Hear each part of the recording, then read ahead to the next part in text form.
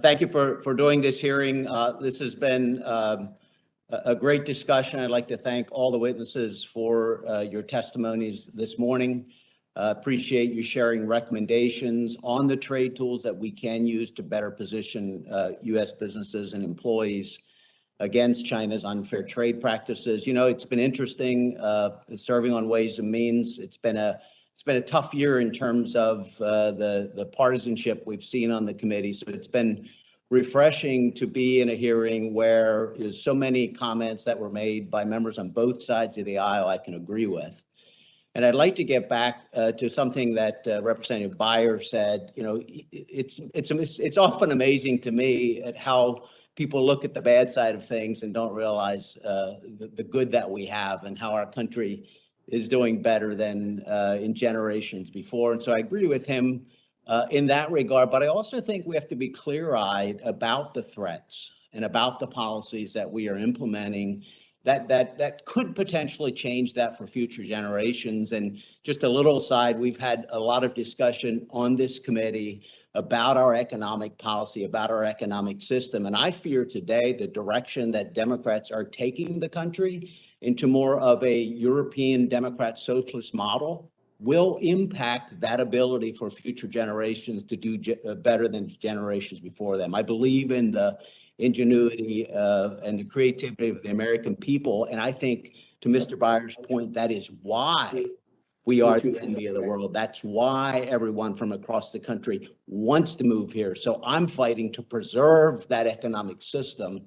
And you know, this gets to China. And Mr. Willems, I want to refer to some of the comments that you made in your testimony and think about this in a little broader context. And that is China's efforts to surpass the U.S., not only in trade policy, but also in the economic system, in its system of government, and even militarily. And you mentioned, Mr. Willems, in your written comments, I'm not sure if you mentioned it in your testimony today, but how important it is for us to consider trade policy in that context. And yes, we are the best system on the face of the earth, but China certainly wants to overtake the United States as a superpower in the world, and potentially has the capacity to do that. So I think we have to take that very, very seriously and see them as you know, probably the top threat, at least externally,